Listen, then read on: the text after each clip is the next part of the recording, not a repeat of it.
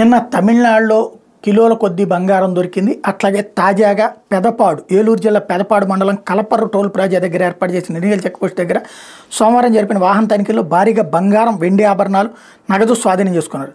సంయుక్త collector Denduluru నియోజకవర్గ ఎన్నికల అధికారి లావణ్యవేణి తెలిపిన లెక్క ప్రకారం నరసాపురం, భీమవరం, అమలాపురం పట్టణాలను దుకాణదారులకు సరఫరా చేసేందుకు విజయవాడ నుంచి కొండబోతు దుర్గారావు 16 కిలోల బంగారం, 31 కిలోల వెండి ఆభరణాలు తీసుకొస్తుండగా కలపర్రు టోల్ ప్లాజా దగ్గర ఫ్లయింగ్ స్క్వాడ్ 2 బృందం గుర్తించింది. సరైన ఆధారం లేకపోవడంతో వాటిని స్వాధీనం చేసుకుంది. కొప్పినీడి సాయి చరణ్ బాలాజీ అనే వ్యక్తి హనుమాన్ జంక్షన్ నుంచి ఏలూరుకు వ్యాన్లో 15,52,000 నగదు తరలిస్తుండగా ఫ్లయింగ్ స్క్వాడ్ 3 బృందం గుర్తించింది. సరైన ధృవపత్రాలు లేకపోవడం స్వాధీనం చేసుకుంది.